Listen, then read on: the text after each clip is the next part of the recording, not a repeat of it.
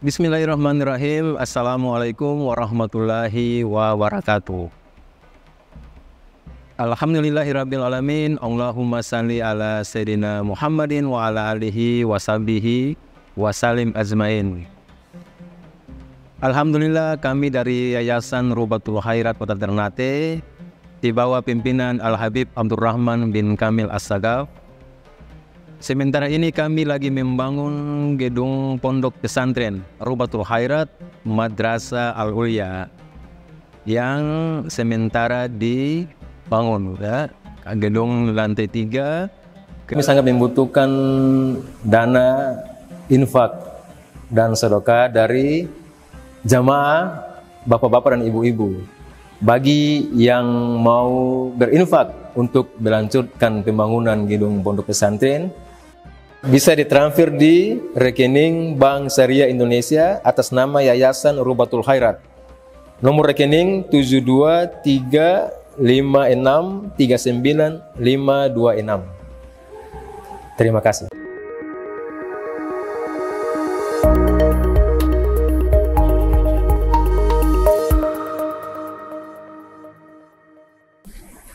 Bab sholat setelah subuh hingga matahari naik.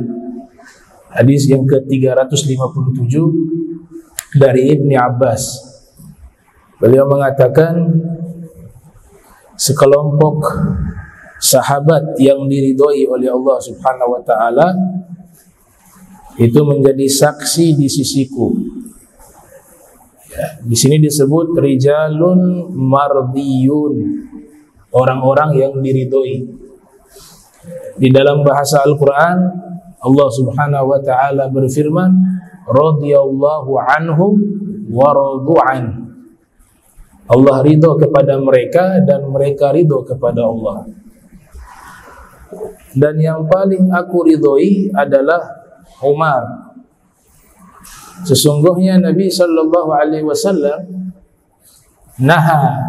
melarang untuk melakukan sholat sesudah sholat subuh hingga matahari bersinar, dan Nabi melarang sholat selepas sholat asar hingga matahari tenggelam. Yang dimaksud di sini sholat sunnah ba'da subhi. Jadi habis sholat subuh tidak ada sholat sunnah, karena waktu itu waktu yang dilarang oleh Rasul untuk melaksanakan sholat tersebut. Sampai kapan kita dibolehkan melaksanakan sholat selepas sholat subuh? Di dalam hadis ini tidak diterangkan secara spesifik, hanya mengabarkan di saat matahari terangkat. Di dalam kitab-kitab fikih dikatakan bigodri rumhin, matahari terangkat seukuran tombak. Al-Habib Zain bin Smith, beliau mengatakan 16 menit setelah matahari terangkat. 16 menit setelah matahari terangkat, maka pada waktu itu telah diizinkan kita untuk melakukan sholat. Sholat sunnah yang dilakukan pada waktu matahari itu sudah terangkat diistilahkan dengan sholat asyruq atau sholat al-isyraq, yang artinya sholat di saat matahari telah bersinar. Pahalanya dapat pahala ibadah haji yang mabrurah, haji mabrur, ya. Umrah mabrurah dan haji mabrur. Memang ada pendapat menyatakan sholat asyruq atau sholat al-isyraq itu sama dengan sholat duha. Al-Imam Hujjatul Islam Abi Hamid Al-Ghazali rahimahullah, yang lahir 450 Hijriah, wafat 505 Hijriah, menjelaskan beberapa pendapat ulama terkait sholat duha dan sholat asyruq. Ada sebagian mengatakan ya sholat syuruk itulah sholat duha. Ya sholat duha, ya sholat syuruk sama. Namun pendapat kedua membedakan. Sholat syuruk itu berbeda dengan sholat duha. Terjadi perbedaan ini karena memang waktu melaksanakan sholat duha sudah diperbolehkan di saat matahari sudah terangkat tadi. Matahari sudah terangkat, di waktu itulah sudah dibolehkan kita sholat duha. Juga sholat syuruk. Jadi waktunya sama. Berakhirnya kapan? Berakhirnya ketika al-istiwa, matahari posisinya di tengah. Wa qala ba'dul ulama, ketika sudah masuk waktu zuhur, sudah berakhir waktu sholat sunnah duha dan sholat sunnah asyuruk. Tapi amalan para ulama yang kami saksikan, mereka bedakan. Sholat syuruk biasanya di awal matahari naik tadi, itu mereka kerjakan sholat syuruk. Nanti jam 10 mereka kerjakan sholat duha. Kami dapat semacam sanad sholat duha itu pada pukul 10.16. Ya, diklaim oleh sebagian ulama itulah waktu sholat duhanya Rasul sallallahu alaihi wasallam. Pukul 10.16 atau 10.15 kurang lebih itu. Tapi kesimpulannya bisa dikerjakan kapanpun asal tidak lewat waktu zuhur, tidak masuk waktu zuhur.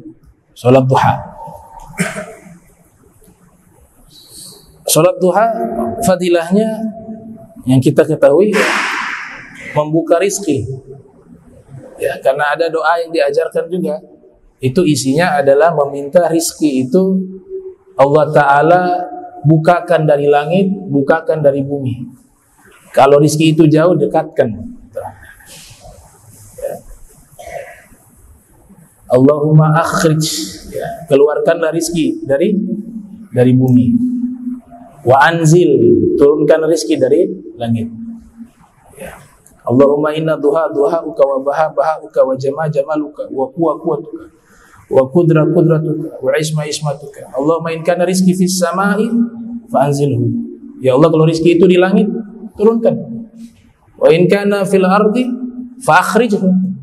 Kalau rizki itu di bumi, keluarkan. Dan seterusnya. Kalau haram, jadikan dia menjadi halal. Makna menjadi halal di situ artinya rizki yang halal. Kalau rizki itu jauh, dekatkanlah, dan seterusnya. Jadi fadilahnya adalah membantu membuka rizki. Kalau sholat syuruk, dapat pahala ibadah haji yang mabrur. Nah.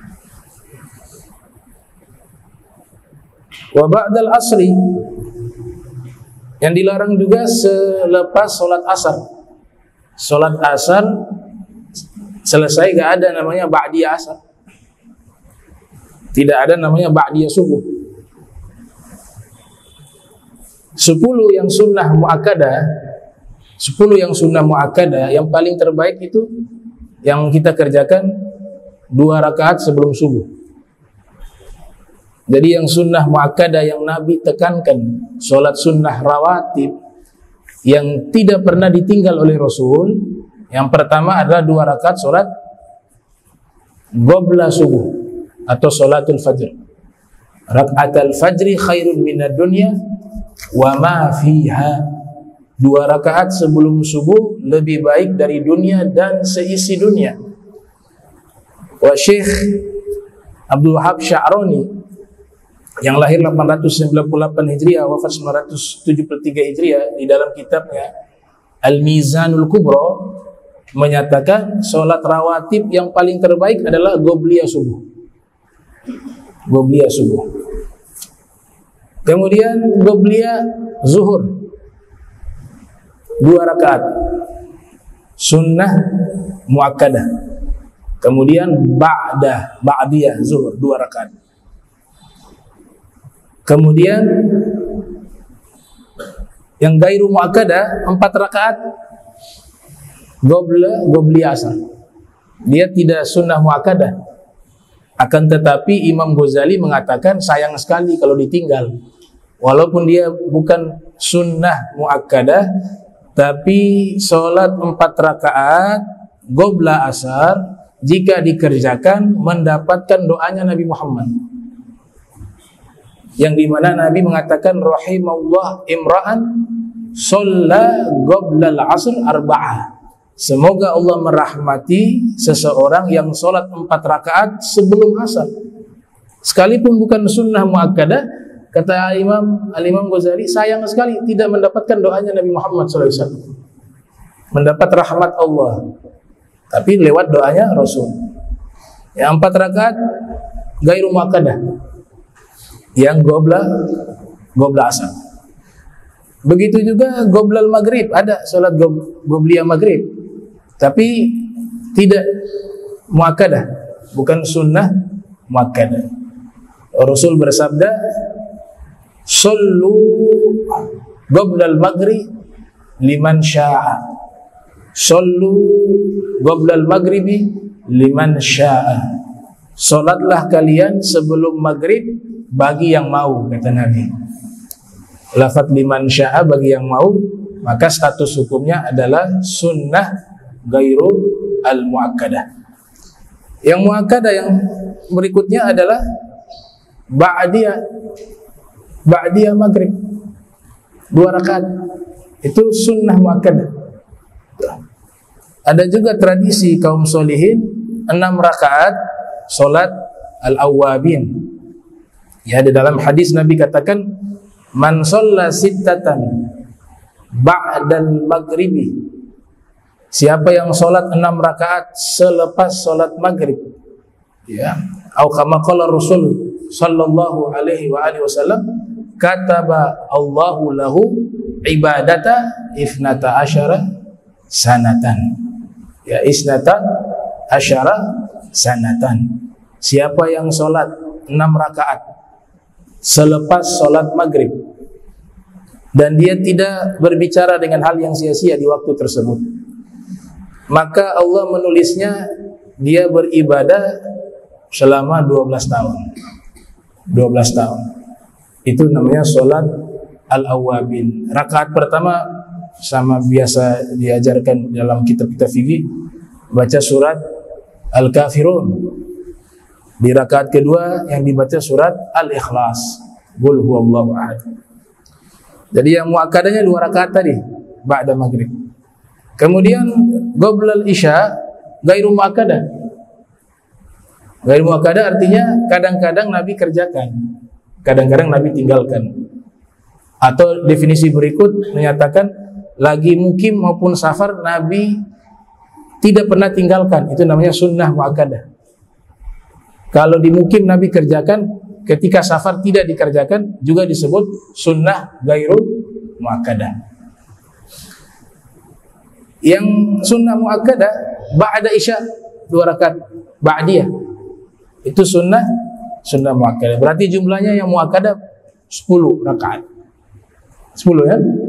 Nah, 2 qobliyah subuh, kemudian 2 rakaat qobliyah zuhur, 2 rakaat ba'diyah zuhur, 2 rakaat ba'diyah maghrib, dan 2 rakaat ba'diyah isya.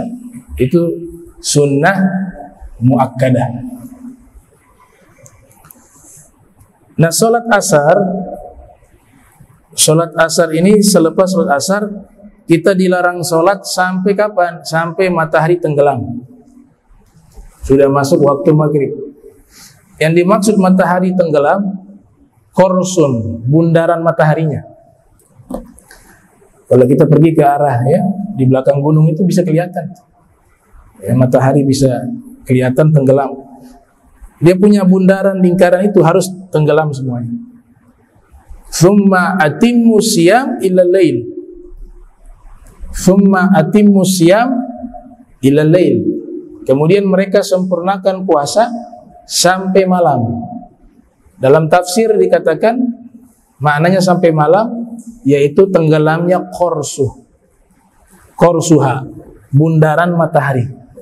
Bundaran mataharinya sudah tenggelam, maka sudah tiba waktu sholat maghrib dan juga sudah diizinkan kita sholat.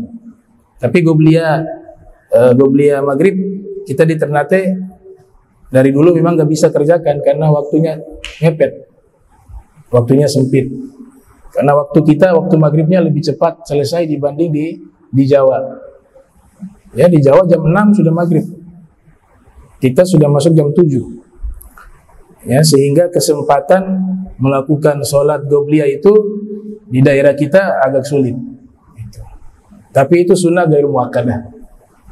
Nah, tahiyatul masjid juga itu yang penting masuk masjid. Tahiyatul masjid memang mazhab yang lain melarang tuh.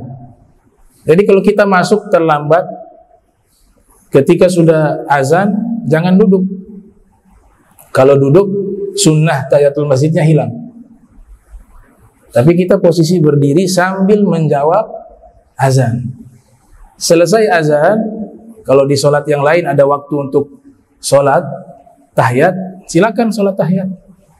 Tapi kalau maghrib gak bisa tahiyatul masjid. Lah, azan selesai gomat. Maka caranya bagaimana? Langsung ikut sholat. Selama dia belum duduk, ketika dia langsung ikut sholat maghrib, itu juga sudah masuk tahiyatul masjid. Walaupun pelaksanaannya sholat maghrib, dengan catatan dia belum duduk. Wa an Ibnu Umar radhiyallahu anhuma qala Rasulullah sallallahu alaihi wasallam la taharrau bi salatikum tulu asyams wala gurubaha. Nabi bersabda, jangan kalian sengaja melakukan salat di saat terbitnya matahari atau di saat menjelang tenggelamnya matahari. Tadi waktu larangan tadi, ba'da subuh dan ba'da asar, menjelang tenggelamnya matahari. Wa qala Ibnu Umar berkata, wa qala Rasulullah sallallahu alaihi wa alihi wasallam, idza tala'a hajibus syams fa akhiru as-salata hatta tartafi'a. Apabila matahari telah muncul, maka tunda dulu sholat tadi, tundanya selama 16 menit. Ya. Karena kalau mulai muncul masih belum diizinkan sholat, kecuali dia sudah terangkat seukuran tombak atau 16 menit di saat dia muncul atau terbit. Wa idza ghaba hajibus syams fa akhiru sholata hatta taghiba. Begitu juga apabila matahari tenggelam, maka tunda dulu sholat tersebut hingga lingkarannya benar-benar tenggelam. Hadis Abi Hurairah radhiyallahu anhu anna Nabiy sallallahu alaihi wa alihi wasallam naha an bai'atain wa an libsatain tagaddam wa zada fi hadhihi riwayah wa an salatain. Naha anis salati ba'dal fajri hatta tatlu'a asy-syams wa ba'dal 'asri hatta taghruba asy-syams. Rasul sallallahu alaihi wasallam ya, beliau melarang melakukan dua akad jual beli. Ini nanti bab jual beli ya. Ada dua akad jual beli yang dilarang oleh Nabi. Kemudian ada dua jenis pakaian yang dilarang juga oleh Nabi sallallahu alaihi wasallam. Wa zada fi hadhihi riwayah, ditambahkan di dalam riwayat ini, wa an salatain, dan ada dua salat yang dilarang oleh Rasul sallallahu alaihi wasallam. Naha ani salati ba'dal fajri, yaitu larangan melaksanakan salat sesudah subuh fajar hingga matahari terbit, dan larangan melaksanakan salat sesudah asar hingga matahari tenggelam. Nah, ini larangannya. Ada yang mengatakan larangannya haram, larangannya sifatnya haram. Sebagian mengatakan makruh, larangannya makruh. Jadi ada yang mengatakan kalau kita ba'diyah asar kita sholat, ada yang mengatakan haram. Ada sebagian juga mengatakan makruh. Kesimpulannya dilarang. Nah, saya teringat ada satu riwayat Ada ulama mazhab Zohiri bernama Ibnu Hazm. Ya, dahulunya mazhab Syafi'i. Ibnu Hazm ini beliau adalah seorang menteri. Ayahnya juga seorang menteri di masa Daulah Umayyah. Daulah Umayyah 2. Kalau Daulah Umayyah ada 2 ya, ada yang di Damaskus, ada yang di Spanyol. Yang di Spanyol raja pertamanya Abdurrahman Ad-Dakhil Al-Umawi. Yang di Damaskus mulai tahun 40 sampai 132 Hijriah. Paling awal siapa? Muawiyah. Nah, Ibnu Hazm tinggal di Spanyol. Beliau ayahnya seorang menteri. Beliau juga pernah menjabat sebagai menteri di masa Daulah Umayyah. Masa kecil beliau memang sudah belajar Al-Quran, sudah belajar hadis, ya. Tapi beliau jadi caleg hanya lupa itu ilmu agama. Caleg juga. Iya, Ibn Hazm. Jadi beliau katakan itu di dalam biografi beliau, itu ditulis oleh Al-Imam Az-Zahabi yang lahir 673 Hijriah, wafat 748 Hijriah.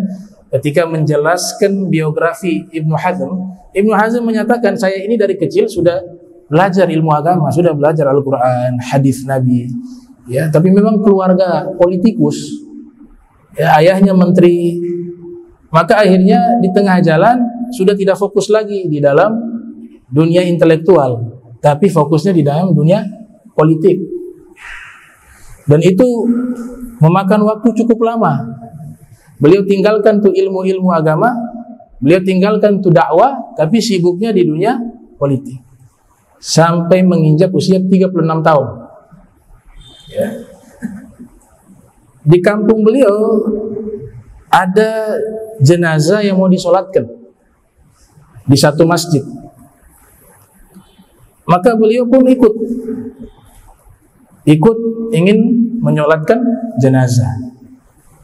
Masuk ke masjid, beliau langsung duduk sambil menanti kedatangan jenazah. Ada seseorang menegur beliau, jangan dulu duduk, sholat dulu tahiyatul masjid. Ya, sebagaimana hadis Nabi mengatakan, "Idza dakhala ahadukum al-masjida fala yajlis hatta yusalliya rak'ataini." Atau kama qala Rasul sallallahu alaihi wasallam. Apabila seorang masuk ke masjid, jangan duduk terkecuali dia sudah melaksanakan 2 rakaat tahiyatul masjid. Disuruh bangun sholat 2 rakaat, baik, dia bangun sholat 2 rakaat. Selesai sholat 2 rakaat, jenazah datang, beliau ikut sholatkan. Ikut sholatkan sampai selesai sholat, kembali pulang ke rumah. Tiba waktu asar, di masjid atau di musola tersebut sudah selesai sholat asar. Dan beliau sempat dapat rakaat juga, ikut sholat asar.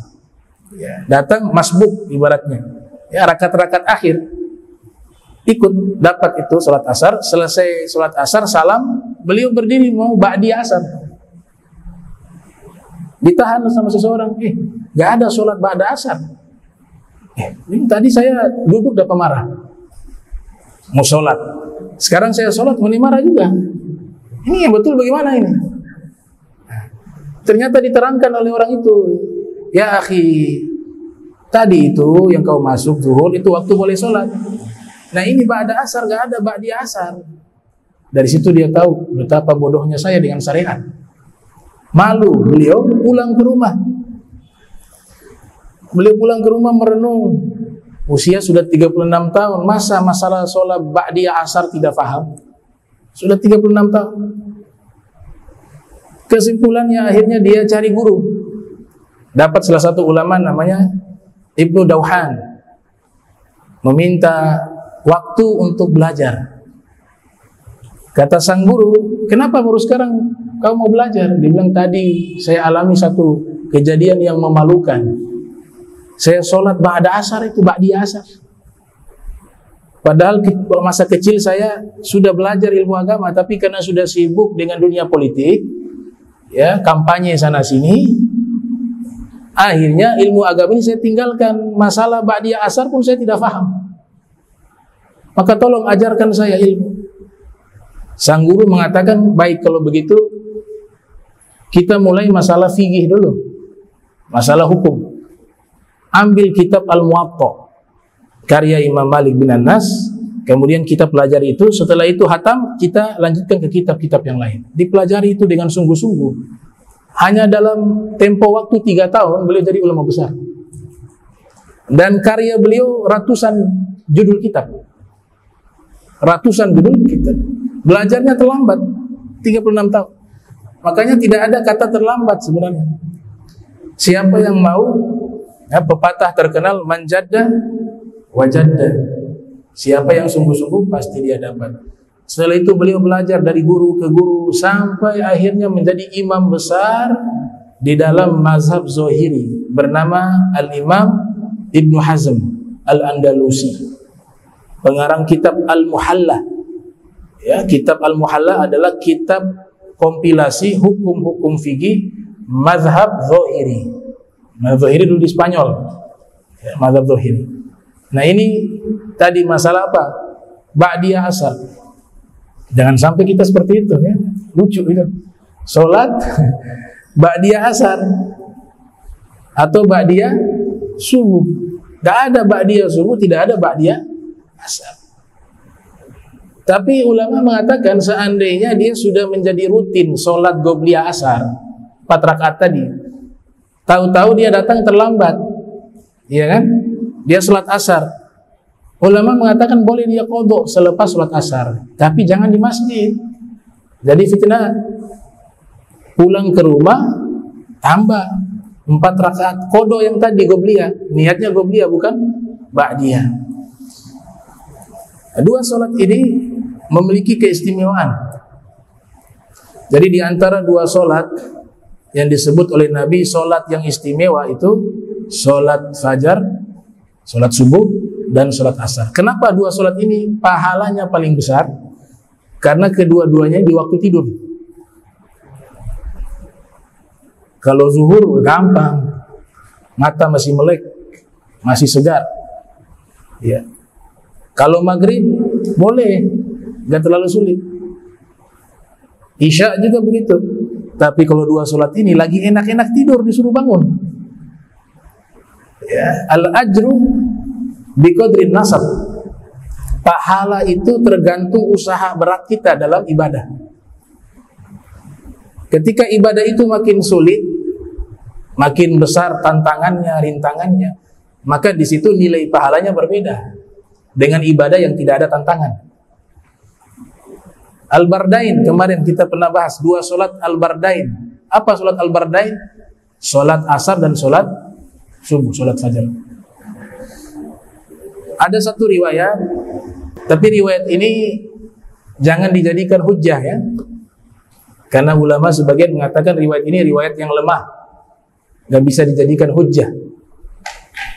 Ini disebutkan oleh Syekh Ra'fat Al-Basha, Syekh Ra'fat Al-Basha di kitab Suwar min Hayati Sahabah, gambaran-gambaran kehidupan sahabat Rasulullah sallallahu alaihi wasallam. Tapi untuk fadilah amal silakan kita gunakan untuk memotivasi kita lebih semangat di dalam melakukan amal soleh. Ada sepupunya Sayyidah Khadijah, istrinya Rasul sallallahu alaihi wasallam. Beliau punya sepupu, salah satunya muazzinnya Nabi, Abdullah ibnu Ummi Maktum. Itu sepupunya Sayyidah Khadijah. Mata beliau buta.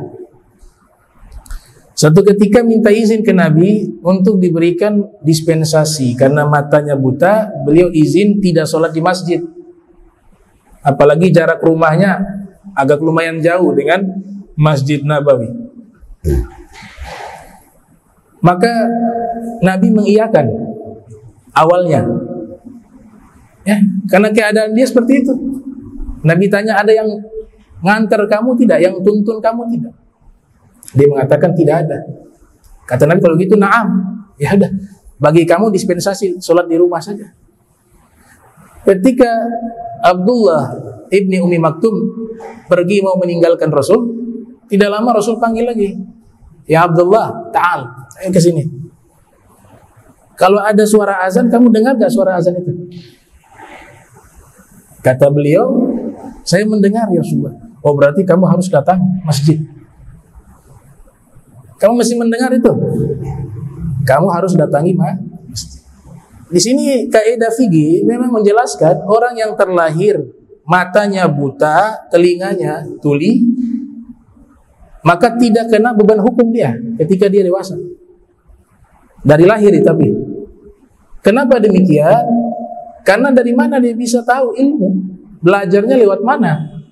Cara sholat tahunya lewat mana? Toh mendengar juga tidak bisa, melihat juga tidak bisa. Tapi kalau hanya salah satu tetap wajib. Misalnya lahirnya dia hanya matanya buta, tapi telinganya mendengar. Kewajiban belajar tetap dituntut. Kenapa? Karena masih bisa menerima pelajaran lewat pendengaran. Ya, pendengaran. Karena matanya buta. Nah sebaliknya, yang telinganya tuli, matanya bisa melihat. Kewajiban belajar tetap ada. Belajar ini hukum-hukum syariat. Kenapa demikian? Karena masih bisa mendapatkan ilmu lewat penglihatan. Mungkin kita terangkan nggak bisa, tapi kita praktekkan cara sholat, cara wudhu, bisa juga lewat tulisan dia baca dan seterusnya. Maka kewajibannya tetap berlaku. Tapi berbeda kalau dari lahir, ya kasihan ini orang lahir matanya buta, telinganya tuli. Dia tidak wajib ibadah. Karena gak bisa dia terima ilmu. Dan Allah Ta'ala mencatat yang dia lakukan kebaikan, pahala semuanya. Berbeda ketika dia lahir sehat, sampai dia bisa belajar sampai masa balik, bisa belajar sholat, bisa belajar wudhu. Dia tahulah sholat, wudhu. Tahu-tahu di usia 20 tahun misalnya kecelakaan, kemudian matanya buta, telinganya tuli. Dia tetap wajib melaksanakan kewajibannya, sholat 5 waktu, puasa di bulan suci Ramadan terus, karena sudah mendapatkan ilmu sebelumnya. Nah itu. Nah ini bayangkan seorang yang buta, Nabi katakan kau dengar azan, saya dengar, berarti kamu tetap wajib datang ke masjid. Kita ambil kisah ini sebagai motivasi amal, ya, bukan penetapan hukum. Kalau penetapan hukum pembahasannya di fikih situ. Ya. Akhirnya dia pergi balik ke rumah, tiba sholat subuh, azan subuh, dia jalan sendiri, melewati batu-batu yang tajam sampai dia terjatuh. Ini wajahnya berdarah kena batu, tapi tetap dia bersabar, dia menadah tangannya ini untuk menampung darah yang menetes, mengucur dari wajahnya. Akhirnya sampai di masjid, dia sholat. Dia bersihkan darah itu, dia sholat. Hari berikutnya begitu, dia lewati lagi. Tiba-tiba dia mau hampir jatuh, muncul seorang laki-laki menuntun dia, menahan dia jangan sampai jatuh. Lelaki ini akhirnya menuntun dia ke masjid. Yang luar biasa ya, dia tuntun ke masjid dan juga antar pulang. Itu setiap hari, begitu. Tapi dia tidak mengenal ini laki-laki ini siapa. Setiap hari. Sampai pada waktu yang cukup lama, Abdullah ibni Umi Maktum penasaran. Ketika diantar lagi waktu sholat, ditanya, kamu ini siapa? Saya mau doa kepada Allah, semoga Allah berikan kamu pahala, pengampunan. Kamu sudah bantu saya, tuntun saya hingga saya datang ke masjid sholat subuh. Itu luar biasa. Lelaki ini mengatakan apa? Oh, kamu jangan doakan saya, karena doa itu tidak akan diterima oleh Allah. Kok bisa begitu? Kamu sudah buat amal baik. Dengan saya adalah iblis. Saya adalah iblis. Bagaimana iblis ngantar saya ke masjid? Kan tujuan iblis mengajak kita melakukan kejahatan untuk kita dijebloskan ke dalam neraka. Tapi kok kamu katanya iblis setiap hari ngantar saya ke masjid sholat subuh. Kata iblis, bukan begitu ceritanya. Kamu tahu tidak, saya ini punya misi jelas, kata iblis, ya, memasukkan manusia sebanyak-banyaknya ke dalam neraka. Itu misi saya, gak pernah berubah itu. Ini konsistennya luar biasa dia. Jadi istiqomahnya iblis dalam kejahatan tapi istiqomah. Walhasil dia katakan apa? Kamu ingat tidak waktu kamu jatuh ketika jalan mau menuju ke masjid sholat subuh? Dia mengatakan, iya saya ingat, ini sampai berdarah. Waktu kamu jatuh separuh dosamu terhapus. Makanya saya takut kamu jatuh yang kedua kali, semua dosamu diampuni oleh Allah, kamu masuk surga. Makanya saya tahan jangan sampai jatuh. Biar deh saya kerja baru lagi, nuntun kamu pulang pergi, asal jangan kamu jatuh dah ketika menuju ke masjid. Berarti tujuannya, visi misinya tetap itu juga, ya, tidak berubah. Ini menunjukkan fadilah yang sangat besar. Memang riwayat ini para ahli hadis mengatakan riwayat yang lemah. Tapi kisah ini mengandung satu makna yang sahih. Sudah kalau lemah kita gak berani katakan dari Nabi lah, ya. Karena ada yang mengatakan ini bukan dari Rasul. Ya, wallahu alam. Saya gak berani memvonis apakah ini hadis Nabi atau bukan. Itu bukan wilayah saya. Akan tetapi isi kisah ini juga mengandung makna yang sahih, diriwayatkan di dalam hadis yang sahih. Imam Muslim meriwayatkan di dalam sahihnya, Nabi pernah menyatakan, ala adullukum ala ma yamhullah bihi al-khataya wa yarfa'u bihi ad-darajat. Wahai sahabat-sahabat, mau tidak aku tunjukkan kepada kalian suatu amalan yang jika kalian lakukan dosa kalian terhapus dan derajat kalian diangkat oleh Allah Subhanahu wa taala. Qalu bala. Seluruh sahabat mengatakan, iya ya Rasulullah. Maka Nabi mengatakan, yang pertama, isbagul wudu alal makarih. Sempurnakan wudu di saat-saat sulit. Lagi cuaca dingin, kita berusaha menyempurnakan wudu yang sempurna. Itu menghapus dosa, mengangkat derajat. Tadi saya katakan, makin berat rintangan dalam amal, makin besar pahalanya. Kalau wudu di cuaca yang biasa, pahala penghapus dosa. Tapi tidak sebesar menyempurnakan wudu di saat alal makarih. Nabi tambahkan lafaz alal makarih, di saat-saat sulit. Kenapa? Karena ada tantangan. Tantangan inilah yang menambah pahalanya. Al-ajru bi qadri nasab. Pahala tergantung usaha dan capeknya. Yang kedua, kasratul khuta ilal masajid. Ini sesuai kisah tadi. Banyaknya langkah kaki menuju ke masjid. Sudah di zaman sekarang kita kias juga, yang pakai mobil juga sama. Ya, apalagi Ami Alwi, kasihan kalau pakai hadis ini jalan kaki dari Tabahau ke sini. Ini celaka ini. Itu maknanya apa? Mobil juga dihitung. Jarak yang dihitung. Bukan masalah jalan kaki, pakai motor, pakai mobil, enggak, jaraknya. Gitu. Karena dalam masalah ini Nabi sebutkan banyaknya langkah. Banyaknya langkah artinya apa? Jarak. Tuh, tidak berbicara capeknya harus lewat menggunakan jalan kaki, tidak. Kathratul khuta. Dan di antara jalan kaki yang terbaik dalam ibadah sholat 5 waktu dari semua nih, yang paling terbaik jalan kaki sholat subuh. Di saat gelap gulita, baru bangun tidur, iya kan? Itu Nabi katakan dalam hadis mutawatir. Hadis mutawatir diriwayatkan oleh banyak periwayat, gak bisa diingkari. Ini riwayat disebutkan di dalam beberapa kitab hadis, ya. Di antaranya Imam Suyuti dalam kitab Al-Jami' As-Shaghir yang lahir 849 Hijriah, wafat 911 Hijriah. Nabi mengatakan, basyiri al-masya'in fi zulam ilal masajid binuri tammi yaumal qiyamah. Kasih kabar gembira kepada orang-orang yang jalan kaki di tengah kegelapan menuju ke masjid. Hujan lagi, Masya Allah. Allah berikan apa? Cahaya yang sempurna di hari di hari kiamat. Nah, jadi kalau yang mampu lakukan amalan ini, kerjakan. Tapi kalau kiai-kiai di pesantren, amalan afdolnya harus di pesantren, karena dia mengawas. Dia kalau keluar terus, siapa yang didik? Makanya mereka biasanya pesantren ada masjid di dalam. Untuk apa? Meringkas waktu. Karena penuntut ilmu itu waktu itu sangat berharga. Ya. Para santri itu aktivitasnya sudah dianggap ibadah. Santri. Tadi amalan kita nih yang punya kesempatan waktu. Ayo langkah kaki banyak ke masjid. Kalau santri-santri jam 3 malam sudah bangun, sudah tahajud, sudah baca wirid, sudah baca kitab, sudah gitu ba'da subuh gak tidur lagi, lanjut lagi.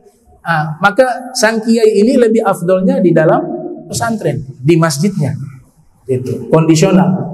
Tapi bagi kita yang punya waktu, apalagi masjidnya samping lagi, ya, mazhab Hanafi hukumnya wajib tuh. Ya, la sholata bijanibil masjid, bijaril masjid illa fil masjid, atau kama qala Rasul sallallahu alaihi wasallam. Tidak ada salat bagi orang yang rumahnya bersampingan dengan masjid terkecuali harus di masjid. Itu mazhab Hanafi itu. Ya, mazhab Hanafi hukumnya wajib kalau masjidnya bersampingan. Ada pendapat lainnya wajib juga. Salat berjamaah di masjid, pendapat mazhab yang lain wajib. Mazhab Syafi'i ada 2 pendapat, ada sunnah muakkadah, ada fardu kifayah. Ya, sunnah muakkadah dan fardu kifayah. Nah, jadi ini amalan sangat luar biasa ya. Mudah-mudahan kita bisa kerjakan sehingga kita diberikan pahala yang sangat besar yang Allah sediakan bagi kita, bagi orang-orang yang susah payah ibadah kepada Allah. Jangan takut, saya punya ibadah ini belum khusyuk, nanti Allah tidak terima. Salah. Allah sudah izinkan kau jalan tengah malam, itu luar biasa loh. Kamu punya jalan itu, khusyuk atau tidak khusyuk sudah dapat pahala. Kenapa? Karena kamu ingin menuju ke masjid. Berarti itu alamat bahwa sholatmu itu akan diterima oleh Allah. Yang penting sudah berusaha untuk sholat dengan baik dan sempurna. Ya, keterbatasan manusia, ya, kesempurnaan milik Allah, ya, kekurangan milik manusia. Ya.